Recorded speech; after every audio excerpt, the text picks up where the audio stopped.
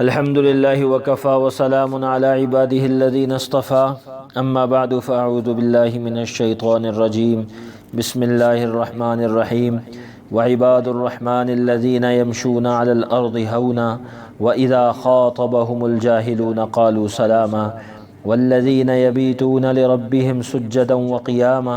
والذين يقولون ربنا اصرف عنا عذاب جهنم إن عذابها كان غراما انہا ساءت مستقرا ومقاما صدق اللہ العظیم۔ یہ چند آیات جن کی تلاوت کی گئی یہ 19ویں سپارے میں سورۃ الفرقان کی آخری رکوع کی چند آیات ہیں۔ اس سورۃ مبارکہ کے آخری رکوع میں آیت نمبر 63 سے اور آیت نمبر 76 تک اللہ تعالیٰ نے اپنے کچھ خاص بندوں کا ذکر فرمایا ہے اور ان بندوں کی کچھ صفات کو بیان فرمایا ہے۔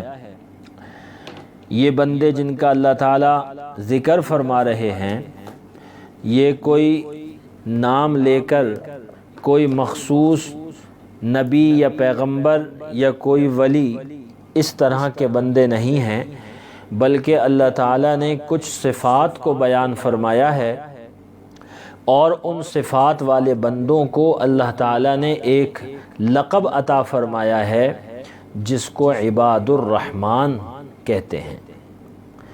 اللہ تعالیٰ نے یہاں پر اپنے ان خاص بندوں کا ایک اچھا اور خوبصورت ٹائٹل اور ان کا ایک لقب دیا ہے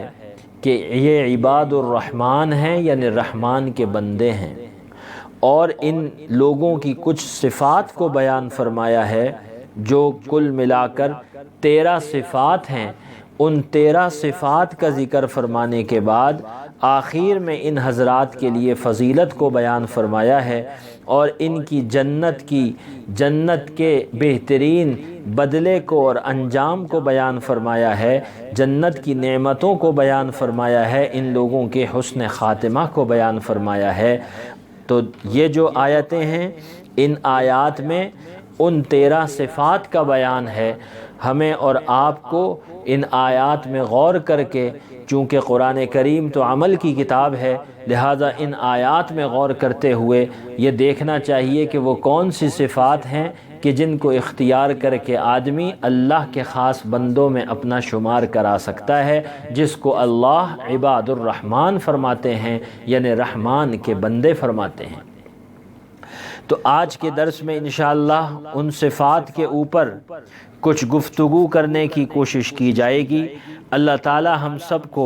عمل کی توفیق عطا فرمائیں اور اللہ تعالی ہم سب کو صحیح معنوں میں قرآن کریم کو سمجھنے کی اور سمجھانے کی توفیق عطا فرمائیں اور اللہ ہم سب کو غلطیوں سے محفوظ رکھیں۔ یہاں پہ ان آیات میں اللہ تعالی نے ان لوگوں کی سب سے پہلی صفت کو جو بیان فرمایا تو وہ دراصل ان کا نام ہی ہے۔ فرمایا عباد الرحمن، رحمان کے بندے، الذین یمشون علی الارض ہونا، جو زمین پر چلتے ہیں، ہونا آہستگی سے، دبے پاؤں، وَإِذَا خَاطَبَهُمُ الْجَاهِلُونَ قَالُوا سَلَامًا، اور جب کوئی بے سمجھ لوگ ان سے بات کرنے لگیں تو یہ کہتے ہیں سلامتی، یہ ان سے سلامتی کی بات کرتے ہیں۔ یہاں پر سب سے پہلی صفت اللہ کے نیک بندوں کی اللہ تعالیٰ نے جو بیان فرمائی وہ ان کا لقب ہے جس کو عباد الرحمن فرماتے ہیں۔ عباد عبد کی جمع ہے اور عبد بندے کو کہتے ہیں۔ عباد الرحمن کا مطلب ہوا رحمان کے بندے۔ گویا کہ ان لوگوں کی سب سے پہلی صفت یہ ہے کہ یہ عباد ہیں یعنی اللہ کے بندے ہیں اور ان کے اندر عبدیت موجود ہے۔ عبدیت کسے کہتے ہیں؟ عبد بندے کو اور غلام کو کہتے ہیں جو اپنے آقا کا مملوک ہوتا ہے، جو اپنے آقا کی ملکیت میں ہوتا ہے۔ عبد کی کوئی مرضی نہیں ہوتی، عبد کا اپنا کوئی اختیار نہیں ہوتا، بلکہ عبد کی تمام مرضی، تمام اختیارات اور عبد کے تمام اعمال اور افعال اپنے آقا کی حکم اور مرضی کے تابع ہوتے ہیں۔ گویا کہ یہ وہ جملہ ہے اور یہ وہ لقب ہے اللہ کے ان بندوں کا کہ یہ بندے وہ ہیں کہ جو سر سے لے کر پاؤں تک بندگی میں ڈوبے ہوئے ہیں، رحمان کی بندگی میں ڈوبے ہوئے ہیں۔ ان کا کوئی عمل، ان کا کوئی عقیدہ، ان کا کوئی نظریہ، ان کا کوئی خیال، ان کی کوئی حرکت، ان کی کوئی خواہش اپنے رب کے حکم اور اپنے رب کی مرضی سے ہٹ کر نہیں ہے، بلکہ یہ اپنے ہر عمل میں، اپنے ہر فعل میں، اپنے ہر جذبے میں، اپنے ہر نظریے میں اللہ کے حکم کے پابند ہیں، رحمان کے حکم کے پابند ہیں۔ اسی لیے ان کا لقب عباد الرحمن ہے کہ یہ رحمان کے بندے ہیں۔ تو پہلی صفت جو اللہ کو پسند ہے اور جو خاص بندوں کی صفات میں سے ہے، فرمایا کہ پہلی صفت ان کی عبدیت ہے، یعنی ان کا بندگی اور عبدیت کا ہونا اور ان کا اللہ کا بندہ ہونا، اللہ کا عبد ہونا، یہ سب سے پہلی صفت ہے جو اللہ کو محبوب ہے۔ الذین یمشون علی الارض ہونا، دوسری صفت جو عباد الرحمن کی بیان فرمائی، اللہ کے نیک بندوں کی بیان فرمائی، وہ تواضع کی صفت ہے کہ یہ زمین پر چلتے ہیں تواضع کے ساتھ، یعنی اکڑ کر نہیں چلتے، متکبرانہ چال سے نہیں چلتے،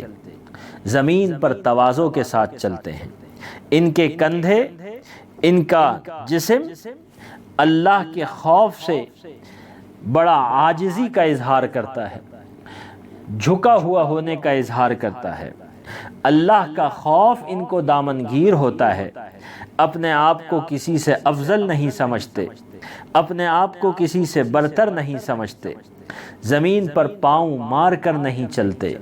زمین پر اکڑ کے نہیں چلتے۔ لا تمشی فی الارض مرحا انک لن تخرق الارض ولن تبلغ الجبال طولا۔ اللہ تعالیٰ نے قرآن کریم میں دوسرے مقامات پر بھی تکبر سے منع فرمایا ہے، اکڑ کے چلنے سے منع فرمایا ہے، اور اس بات کی طرف متوجہ فرمایا ہے کہ دیکھو اگر تم اپنے آپ کو اونچا سمجھتے ہو تو اللہ کی بنائی ہوئی مخلوق پہاڑ وہ تم سے زیادہ اونچے ہیں، تم اونچائی میں گردن اکڑا کر ان پہاڑوں سے اونچے نہیں ہو سکتے۔ اسی طرح اگر تم اپنے قدموں کو زور زور سے زمین پر مارتے ہو، تمہارے اندر یہ قدرت نہیں ہے کہ اپنے پاؤں مار کے اللہ کی زمین کو پھاڑ سکو۔ اللہ نے متوجہ فرمایا ہے انسان کو عاجزی کی طرف، انکساری کی طرف اور تواضع اختیار کرنے کی طرف، تکبر سے بچنے کی طرف۔ تو فرمایا ان کی دوسری صفت ہے یہ تواضع کرتے ہیں، یہ عاجزی کرتے ہیں اور اپنے مولا کی، اپنے اللہ کی عظمت کو، اللہ کی قدرت کو، اللہ کی ذات کی بڑائی کو سامنے رکھتے ہوئے ان کا ہر آن ہر گھڑی ایسی ان کی فکر، آخرت کی فکر ان کے اوپر دامنگیر رہتی ہے، ان کو دامنگیر رہتی ہے کہ ہمیشہ آخرت کی فکر میں متفکر رہتے ہیں، اور دنیا میں اکڑنے کی اور دنیا میں اوپر آنے کی اور اکڑ کے چلنے کی ان کو عادت نہیں ہوتی، ان کی صفت نہیں ہے۔ فرمایا تیسری صفت وَإِذَا خَاطَبَهُمُ الْجَاهِلُونَ قَالُوا سَلَامًا، تیسری صفت درگزر کرنا، معاف کر دینا۔ فرمایا کہ جب جہالت والے لوگ ان سے مخاطب ہوتے ہیں اور ان سے خطاب کرتے ہیں تو یہ کہتے ہیں سلام، یعنی ایسے لوگ جو جہالت والی باتیں کرتے ہیں، جاہلانہ باتیں کرتے ہیں، گنوار پنے کا مظاہرہ کرتے ہیں اور ناسمجھی والے کام کرتے ہیں، تو وہ لوگ جب ان سے بلا وجہ کی باتوں میں الجھنے کی کوشش کرتے ہیں تو یہ ان جاہلوں کے جواب میں ایسی بات کہتے ہیں جس سے دوسروں کو ایذا نہ پہنچے اور یہ گناہگار نہ ہو، بلکہ سلامتی کی بات کہتے ہیں اور سلامتی سے اپنی بات کہہ کے اور نکل جایا کرتے ہیں، درگزر کرتے ہیں، انتقامی کارروائی نہیں کرتے۔ اگر کوئی ان کو تکلیف پہنچاتا ہے تو بھی انتقامی کارروائی نہیں کرتے، اس کا بدلہ نہیں دیتے اور اس کو معاف کر دیا کرتے ہیں۔ تو تیسری صفت ان حضرات کی، اللہ کے نیک بندوں کی اور اللہ کے پسندیدہ بندوں کی، وہ درگزر کرنا ہے، معاف کرنا ہے۔ اللہ کو بڑا پسند ہے الکاظمین الغیظ والعافین عن الناس۔ قرآن کریم میں دوسرے مقامات پہ صفت کو بیان فرمایا، غصے کو پینے والے، لوگوں سے معاف کرنے والے، لوگوں کو معاف کرنے والے، تو اللہ کو بڑے پسند ہیں۔ فرمایا ان کی چوتھی صفت یہ ہے والذین یبیتون لربہم سجدا وقیاما، کہ وہ رات گزارتے ہیں اپنے رب کے سامنے سجدہ کرتے ہوئے اور قیام کرتے ہوئے، یعنی ان کی راتیں جو سونے اور آرام کا وقت ہوتا ہے، اس آرام اور سونے کے وقت میں اللہ کی عبادت کے لیے کھڑے ہوتے ہیں۔ کانوا قلیلا من اللیل ما یہجعون، راتوں کو اللہ کی عبادت کرتے ہیں، آرام بہت تھوڑا کرتے ہیں، اللہ کی عبادت میں وقت گزارتے ہیں۔ دن ان کا گزرتا ہے تعلیم میں، تبلیغ میں، جہاد میں، دعوت میں، تدریس میں، ذکر میں، اللہ کے دین کو پڑھنے اور پڑھانے میں، نمازوں میں۔ لیکن رات کو جب آرام کا وقت ہوتا ہے تو اس وقت بھی اپنے مولا کے سامنے کھڑے ہو جاتے ہیں اور اللہ کے سامنے عبادت کرتے ہیں، گڑ گڑاتے ہیں، روتے ہیں، اس لیے کہ نبی پاک علیہ السلام نے تہجد کی پابندی کا فرمایا اور اس کی تلقین فرمائی، اس کی تاکید فرمائی اور فرمایا تہجد کی پابندی کرو، کیونکہ وہ تم سے پہلے بھی نیک بندوں کی عادت رہی ہے اور اللہ سے تم کو قریب کرنے والی ہے اور گناہوں کا، غلطیوں کا کفارہ ہے اور گناہوں سے روکنے والی چیز ہے۔ تہجد، اللہ کے سامنے راتوں کو کھڑا ہونا، اللہ کے سامنے راتوں کو کھڑا ہونا۔ حضرت ابن عباس رضی اللہ عنہ فرماتے ہیں، حضرت ابن عباس رضی اللہ عنہ بڑی آسان چیز، بڑا آسان عمل بتلایا کہ اگر کوئی آدمی یہ عمل کر لے تو رات کو اللہ کے سامنے سجدے اور قیام کرنے والا شمار ہوگا۔ فرمایا جس آدمی نے عشاء کے بعد 2 رکعتیں یا کچھ زیادہ رکعتیں پڑھ لی یعنی نفل، تو وہ آدمی بھی اس حکم میں داخل ہو جائے گا کہ بات للہ ساجدا وقائما، کہ اس نے اللہ کے لیے سجدے میں اور قیام کی حالت میں رات گزاری۔ اسی طرح حضرت عثمان غنی رضی اللہ عنہ سے روایت ہے، قربان جائیے ہمارے اوپر اللہ کی رحمتیں اور برکتیں، پیارے نبی صلی اللہ علیہ وسلم کی برکت سے اور رحمت سے کیسی برستی ہیں۔ اللہ بہانے ڈھونڈتے ہیں۔ فرمایا کہ جو آدمی، اللہ کے نبی صلی اللہ علیہ وسلم ارشاد فرماتے ہیں کہ جس آدمی نے عشاء کی نماز جماعت سے ادا کر لی تو آدھی رات عبادت کرنے کے حکم میں ہو گیا، گویا کہ اس نے آدھی رات عبادت کی ہے۔ اور جس نے صبح کی نماز جماعت سے ادا کر لی تو گویا کہ پوری رات اس نے عبادت کر لی۔ تو فجر کی نماز اور عشاء کی نماز اگر جماعت سے پڑھنے کا اہتمام ہو جائے تو ساری رات عبادت کرنے کا ثواب ملتا ہے۔ کتنی آسان سی بات ہے، ایک آدمی عشاء کی نماز جماعت سے پڑھے، فجر کی نماز جماعت سے پڑھے اور عشاء کی فرضوں اور وتر کے درمیان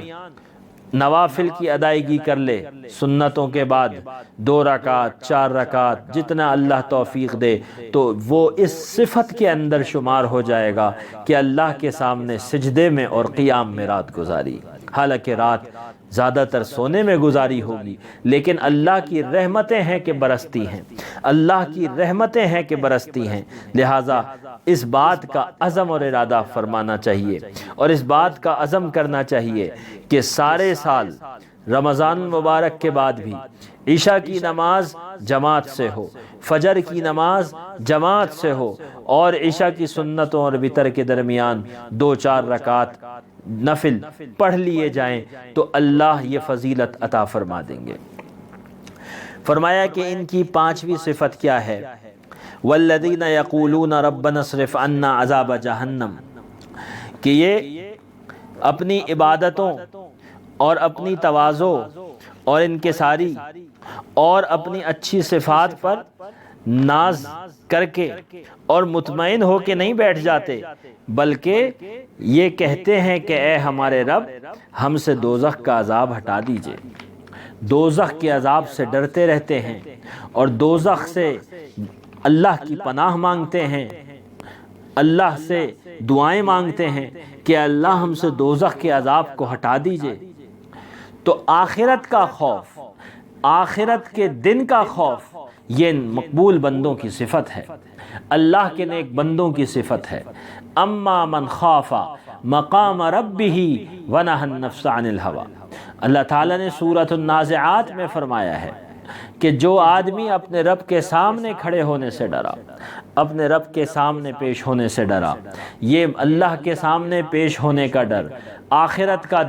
ڈر، اور خاص طور پہ جہنم سے، جہنم کا خوف اور جہنم کا ڈر، یہ ان حضرات کو ہر وقت دامنگیر رہتا ہے اور اللہ سے دعائیں مانگتے ہیں کہ اللہ ہم کو جہنم سے بچا لے،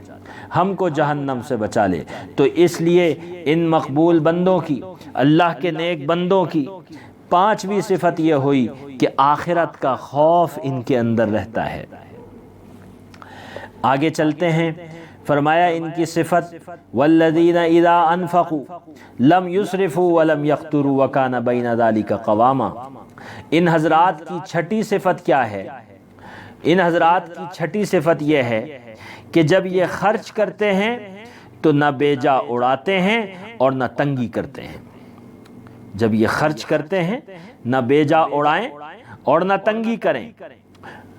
یہ خرچ کرنے کے اندر اعتدال اور میانہ روی،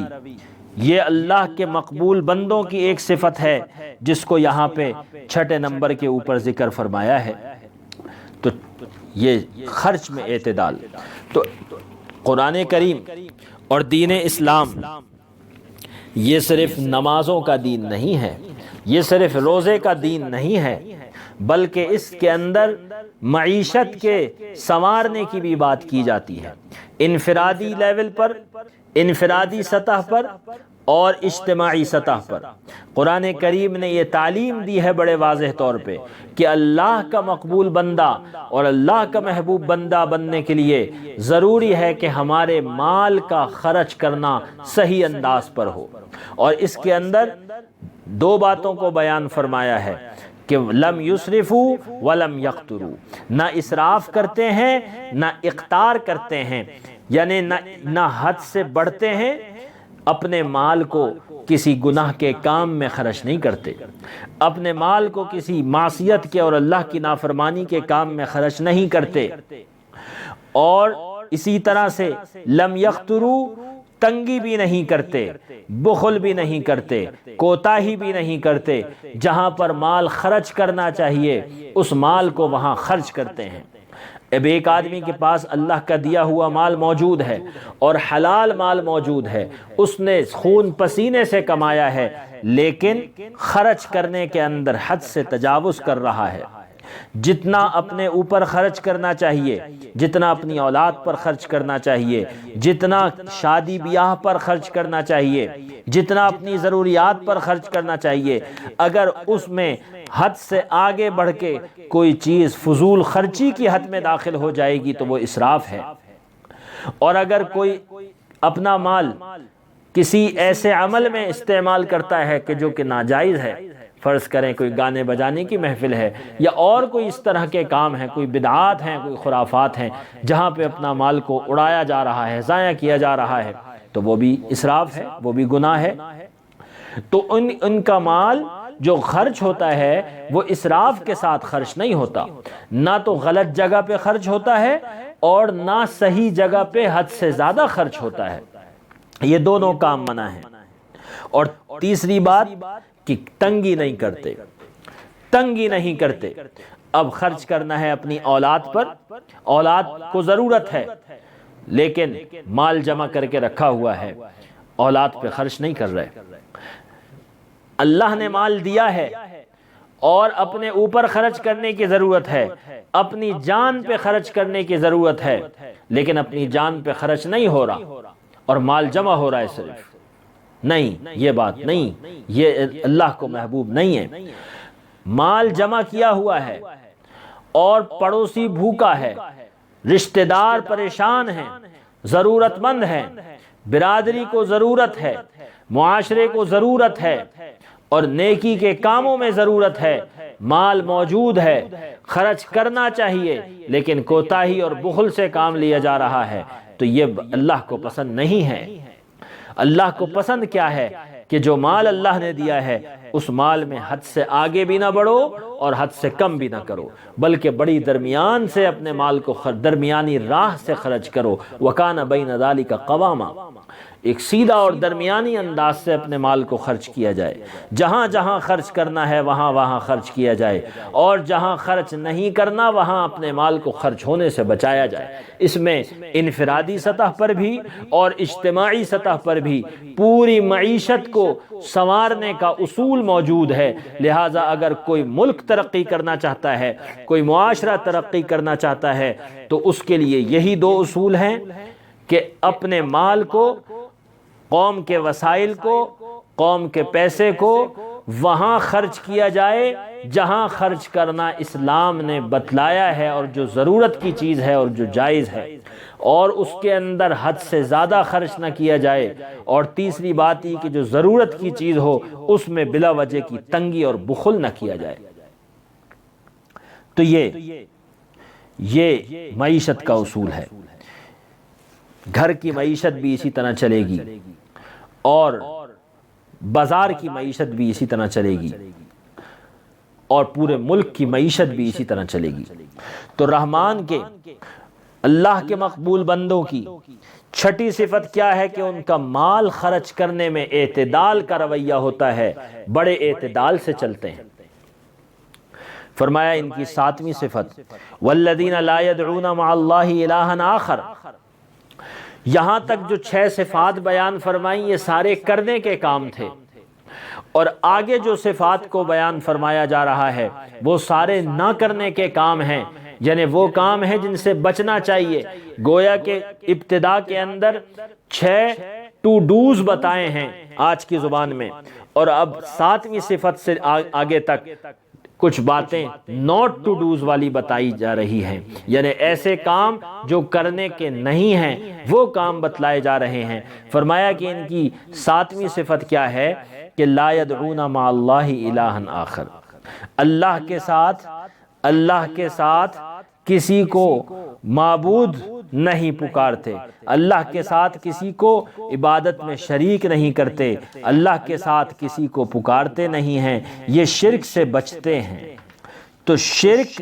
وہ گناہ ہے جس سے بچنا انتہائی ضروری ہے۔ اللہ کے ساتھ کسی کو شریک نہ کرے، اللہ کے جیسی صفت، اللہ کے ساتھ، اللہ کی صفات میں، اللہ کی ذات میں کسی کو شریک نہ کرے، نہ کسی نبی کو، نہ کسی ولی کو، نہ کسی فرشتے کو۔ اللہ کے ساتھ شرک کرنے سے بچنا یہ ان بندوں کی 7ویں صفت ہے کہ ان کا عقیدہ درست ہے۔ فرمایا 8ویں وَلَا يَقْتُلُونَ النَّفْسَ الَّتِي حَرَّمَ اللَّهُ إِلَّا بِالْحَقِّ۔ ان لوگوں کی 8ویں صفت یہ ہے کہ یہ کسی جان کو جس کو اللہ نے حرام قرار دیا ہے اس کو ناحق قتل نہیں کرتے۔ قتل، ناحق قتل، کسی مومن کا قتل حلال نہیں ہوتا جب تک کہ وہ اپنے دین سے پھر کر مرتد نہ ہو جائے، یا وہ کسی معصوم جان کو قتل کر کے قاتل نہ بن جائے، اور ناحق قتل کر کے جس کو قتل عمد کہتے ہیں، اور یا اسی طرح اگر وہ شادی شدہ ہو اور وہ بدکاری کا، زناکاری کا مرتکب ہو تو اس صورت میں بھی اس کی سزا قتل ہوتی ہے۔ لیکن جیسا کہ یہ حدیث شریف میں بیان فرمایا تو کچھ جرائم ایسے ہیں کہ جن کی وجہ سے کسی کی جان لینے کی اجازت ہے، لیکن اس کے علاوہ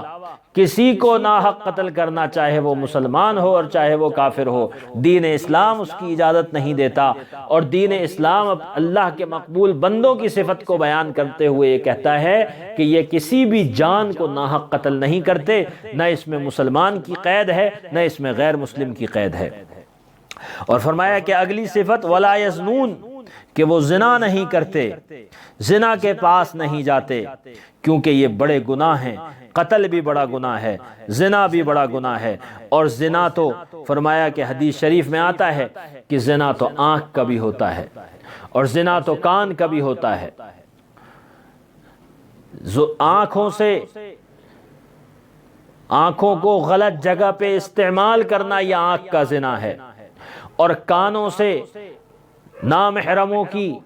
باتیں سن کر لذت اٹھانا یہ کان کا زنا ہے، اور اپنے دل و دماغ کو کسی غلط خیال کے اندر مبتلا کرنا اور گھمانا یہ دل کا اور فکر کا اور سوچ کا زنا ہے۔ لہٰذا ان زنا سے، زنا کی تمام قسموں سے بچنا چاہیے۔ کسی کو ہاتھ لگانا غلط نیت اور جذبے کے ساتھ، یہ ہاتھ کا زنا ہے۔ چلتے ہوئے جانا کسی ایسے مقام کی طرف، یہ پاؤں گویا کہ جسم کا ایک ایک حصہ اپنے اپنے حصے، اپنے اپنے اس غلط کام کے اندر حصہ ڈالتا ہے اور حصے دار بنتا ہے۔ اور پھر اصل تو جو انسان کی جو شرمگاہ کا عمل ہوتا ہے وہ بدکاری اور زناکاری، تو اصل تو وہ عمل ہے۔ فرمایا کہ یہ سارے جو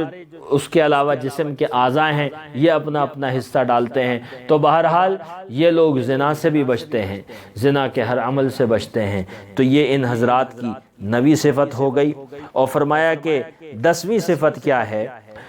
وَالَّذِينَ لَا يَشْهَدُونَ الزُّورَ، کہ یہ لوگ جھوٹ اور باطل کی مجلسوں میں شریک نہیں ہوتے، گناہ کی مجلسوں سے بچتے ہیں۔ ایسی مجلس جس میں اللہ کی نافرمانی ہو رہی ہو، جس میں گناہ ہو رہے ہوں، ناچ گانے کی محفلیں ہوں، شراب کی پینے پلانے کی محفلیں ہوں، بے حیائی کی محفلیں ہوں، اپنے آپ کو ان گناہوں سے بچاتے ہیں، ان گناہوں کی مجلسوں سے بچاتے ہیں۔ صرف یہ نہیں کہ یہ گناہ کرتے نہیں ہیں، بلکہ اپنے آپ کو ان گناہوں کی مجلس سے بھی بچاتے ہیں۔ اس لیے کہ اگر کوئی آدمی کسی گناہ کرنے میں ملوث نہ ہو، لیکن وہ اس مجلس میں شریک ہو اور اس مجلس میں شریک ہونے پر راضی ہو، تو وہ بھی اس گناہ کے اندر شریک ہے۔ لہٰذا آج کے دور میں مجلس کا تصور بدل گیا ہے۔ پہلے ناچ گانوں کے لیے کسی کے کوٹھے پہ جانا پڑتا تھا، غلط کاموں کے لیے اپنی جگہ سے اٹھ کے کہیں جانا پڑتا تھا، لیکن آج ٹی وی اور انٹرنیٹ کے ذریعے، موبائلوں کے ذریعے ہر آدمی گناہوں کی مجلس میں شریک ہو سکتا ہے اور گناہوں کی مجلس میں شریک ہو رہا ہے۔ فلموں کے ذریعے، ڈراموں کے ذریعے، ویڈیوز کے ذریعے، موویز کے ذریعے، اور فحاشی اور بے حیائی کا ایک سیلاب ہے، گناہوں کی مجلسوں کا ایک سیلاب ہے۔ واٹس ایپ کے ذریعے ہر طرح سے ایک کا دوسرے کو بھیجنا اور ان چیزوں کو فارورڈ کرنا، ان چیزوں کو دیکھنا، بعض یعنی کہ ایک عجیب سی ریت چل پڑی ہے کہ ہم گناہ کی چیز کو دیکھتے ہیں، اس سے مزہ اٹھاتے ہیں اور اس کے بعد کہتے ہیں استغفر اللہ اور پھر آگے فارورڈ کرتے ہیں۔ یہ تو مذاق ہے، یہ تو مذاق ہے۔ گناہ کی محفلوں کو، گناہ کی مجلسوں سے بچنا،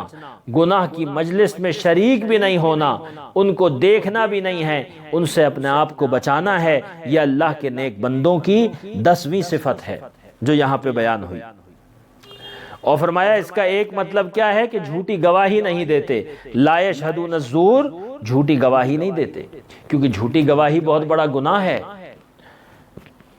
عدالتوں میں جا کے یا کسی بھی کام کا اپنے کسی جاننے والے کی سفارش کے لیے اور اس کو ناحق کوئی فائدہ پہنچانے کے لیے جھوٹی گواہی دے دینا، اس کو معمولی سمجھا جاتا ہے۔ جھوٹی گواہی گناہ کبیرہ ہے، اس کا بڑا وبال ہے، بڑا گناہ ہے، تو جھوٹی گواہی نہیں دیتے۔ فرمایا ان کی 11ویں صفت کیا ہے؟ وَإِذَا مَرُّوا بِاللَّغْوِ مَرُّوا كِرَامًا، کہ اگر اتفاقیہ طور پہ ان کا گزر کسی لغو اور بیہودہ مجلسوں پر ہو جائے تو بڑی سنجیدگی اور شرافت کے ساتھ گزر جاتے ہیں۔ یعنی ایک تو گناہ کی محفل میں شریک نہیں ہوتے، لیکن اگر کہیں کسی اور کام کے لیے جا رہے ہو اور راستے میں کوئی ایسی مجلس سامنے آ جائے اور نظر پڑ جائے تو وہاں سے اپنے آپ کو محفوظ کرتے ہوئے، بچاتے ہوئے بڑی سنجیدگی اور شرافت کے ساتھ وہاں سے گزر جاتے ہیں۔ اس محفل کو برا سمجھتے ہیں، اس فعل کو برا سمجھتے ہیں اور اپنے آپ کو اس گناہ سے بچاتے ہیں، لیکن اپنے آپ کے تکبر میں مبتلا نہیں ہوتے۔ یہ نہیں سوچتے کہ ہم بڑے افضل ہیں اور ہم بڑے بہتر ہیں اور ہم ان لوگوں سے اعلیٰ اور افضل ہیں، نہیں، یہ نہیں سوچتے۔ تو اپنے آپ کو تکبر سے بھی بچاتے ہیں اور ان لوگوں کی تحقیر بھی نہیں کرتے، لیکن اس گناہ سے اپنے آپ کو بچا لیتے ہیں۔ تو فرمایا یہ ان لوگوں کی 11ویں صفت ہے۔ اور 12ویں صفت کیا ہے؟ والذین اذا ذکروا بآیات ربہم لم یخروا علیہا صما وعمیانا۔ یہ بڑی عجیب صفت ہے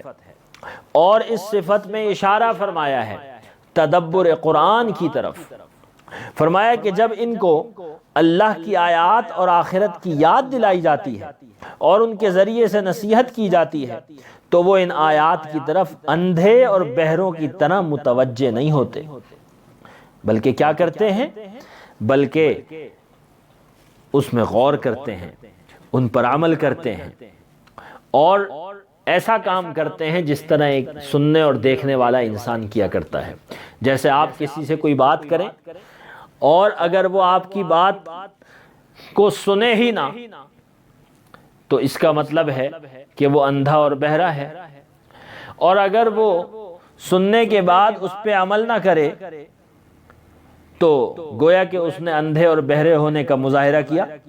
اسی طرح اگر وہ سن تو لے لیکن اس بات کو اپنی مرضی کا معنی پہنا کے اپنی مرضی اور اپنی خواہش کے مطابق اس کو توڑ مروڑ کر عمل کرے تو وہ بھی اس نے ایسا ہی کام کیا کہ اس نے اندھے اور بہروں والا کام کیا۔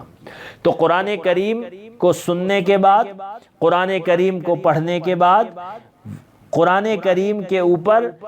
درست انداز میں سمجھنا بھی ہے اور عمل بھی کرنا ہے۔ قرآن کریم کو درست انداز میں سمجھنا اور اس کے اوپر عمل کرنا ہے۔ یہ نہیں کہ قرآن کریم کو بس سن لیا اور قرآن کریم پر عمل کی کوئی فکر ہی نہیں کی، یا قرآن کریم کو سمجھنے کی کوئی فکر ہی نہیں کی، یہ بھی غلط ہے۔ اور قرآن کریم کو پڑھ لیا اور قرآن کریم کو سن لیا اور اس کے اندر اپنی مرضی سے تبدیلیاں کر کے اور اپنی مرضی اور رائے سے قرآن کریم کو پیش کیا، یہ بھی قرآن کریم کے ساتھ زیادتی ہے، بلکہ اپنے ساتھ زیادتی ہے۔ لہذا قرآن کریم کو سمجھنے کی کوشش کرنی ہے اور اس پر عمل کی کوشش کرنی ہے، لیکن یہ یاد رہے کہ قرآن کریم کو سمجھنا یہ آدمی کے صرف اپنے بس کی بات نہیں ہے، بلکہ قرآن کریم کو کسی ماہر، کسی دیندار اور درست عالم دین جو صحیح العقیدہ اور صحیح علم رکھنے والے شخص کی رہنمائی میں، صحیح ماہر استاد کی رہنمائی میں قرآن کریم کا مطالعہ کرنا چاہیے اور قرآن کریم کو سمجھنا چاہیے، سمجھنے کی کوشش کرنی چاہیے، تاکہ انسان ہر طرح کی غلطی سے محفوظ رہ سکے، اور جو اس کے ذہن میں سوالات پیدا ہوں تو وہ استاد، وہ عالم، وہ اس کا معلم اس کی رہنمائی کر دے۔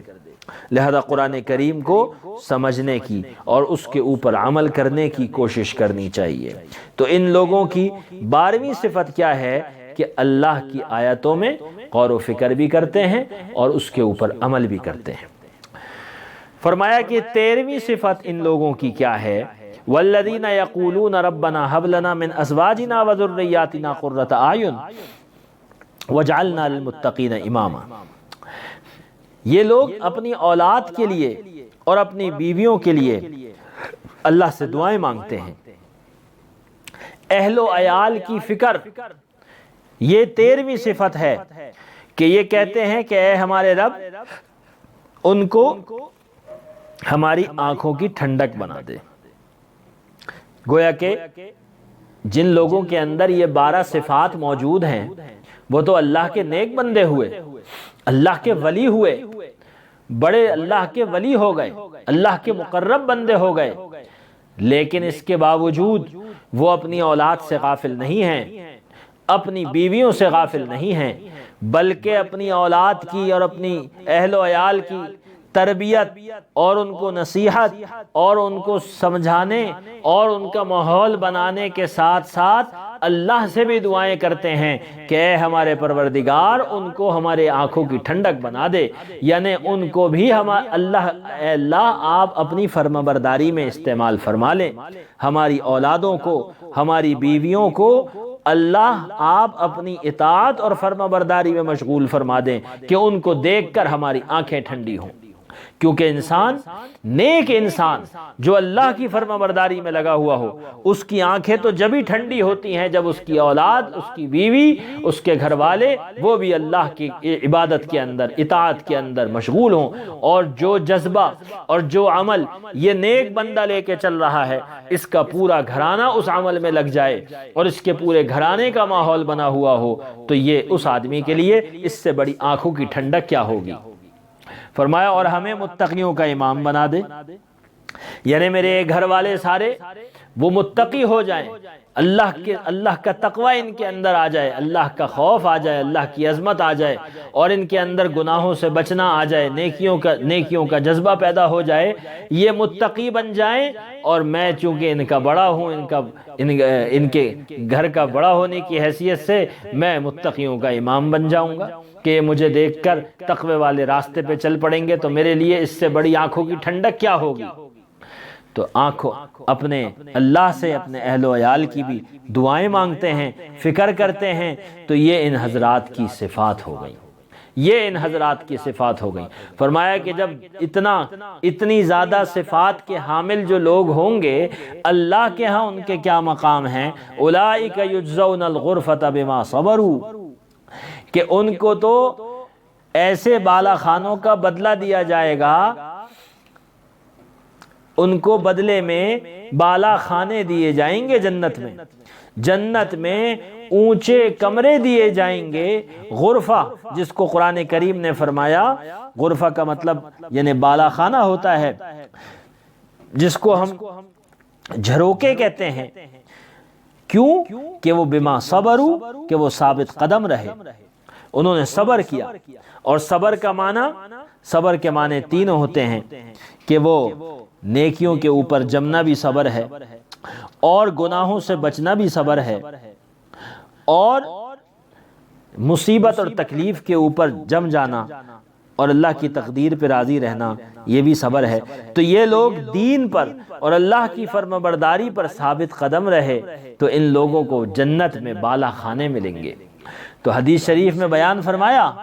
کہ جنت میں اللہ کے مقبول، اللہ کے جو خاص مقرب بندے ہوں گے، ان کے لیے ایسے بالا خانے ہوں گے جو عام اہل جنت کو اس طرح نظر آئیں گے جس طرح زمین والوں کو ستارے نظر آتے ہیں، جس طرح زمین والے دنیا میں بلندیوں پر ستاروں کو دیکھتے ہیں، تو اللہ کے جو خاص بندے ہوں گے ان کے بالا خانے، ان کے اونچے کمرے وہ اتنے اونچے ہوں گے کہ جو عام اہل جنت کو ایسے اونچے نظر آئیں گے جیسے ستارے نظر آتے ہیں۔ تو فرمایا کہ ایک حدیث میں اللہ کے نبی صلی اللہ علیہ وسلم نے ان غرفوں کی اور ان بالا خانوں کی کیفیت بھی بیان فرمائی۔ فرمایا جنت میں ایسے غرفے ہوں گے، ایسے بالا خانے ہوں گے جن کا اندر کا حصہ باہر سے اور باہر کا حصہ اندر سے نظر آئے گا۔ قربان جائیے 1400 سال پہلے شیشے کے کمروں کا کیا تصور تھا۔ آج تو ہم دنیا کے اندر دنیا کے بیکار شیشوں کو استعمال کرتے ہوئے اندر اور باہر نظر آنے والے کمرے ہم بنا لیتے ہیں، تو وہ کتنے خوبصورت بالا خانے ہوں گے اور کتنے خوبصورت کمرے ہوں گے کہ جن کو اللہ جنت کے مٹیریل سے بنائیں گے اور جنت کے تعمیری ساز و سامان سے تیار فرمائیں گے، اور جن کا باہر سے اندر کا نظر آئے گا اور اندر کا باہر سے نظر آئے گا۔ تو صحابہ نے پوچھا کہ یا رسول اللہ یہ بالا خانے کن لوگوں کو ملیں گے؟ نبی پاک علیہ السلام نے فرمایا جو اپنی بات کو نرم اور پاکیزہ رکھے اور ہر مسلمان کو سلام کرے اور لوگوں کو کھانا کھلائے اور رات کو اس وقت تہجد کی نماز پڑھے جب لوگ سو رہے ہوں۔ فرمایا ان کو جنت کے بالا خانے بھی ملیں گے، وَيُلَقَّوْنَ فِيهَا تَحِيَّةً وَسَلَامًا، اور فرشتے ان کو مبارکبادیں دیں گے اور فرشتے ان کو سلام کریں گے۔ تو یہ اللہ تعالیٰ نے اپنے مقبول بندوں کی صفات کو بیان فرمایا اور ان کی عادات اور اخلاق کو بیان فرمایا، ان کی دعاؤں کو بیان فرمایا اور گناہوں سے بچنے کو بیان فرمایا، ان کے اخلاق کو بیان فرمایا۔ یہ 13 صفات جو سورۃ الفرقان کی آخری رکوع میں بیان فرمائی، بار بار پڑھنے کی ہیں اور بار بار سوچنے کی ہیں، اور ان کے اوپر عمل کا جذبہ اللہ کرے ہمارے اندر بیدار ہو جائے اور ان کے اندر عمل ہم کرنے کے لیے تیار ہو جائیں اور کرنے پر آمادہ ہو جائیں۔ اللہ ہم کو توفیق دے دے، اللہ ہماری قسمت میں یہ سعادت لکھ دے کہ اللہ ہم کو ان بالا خانوں کا اہل بنا دے، اللہ ہم کو جنت الفردوس نصیب فرما دے، اللہ ہماری غلطیوں کو تاہیوں کو معاف فرما دے۔ تو اللہ تعالیٰ سے یہی دعا ہے کہ اللہ ہم سب کو ان آیتوں کا اور عباد الرحمن کا مصداق بنا دے۔ وآخر دعوانا ان الحمد للہ رب العالمین۔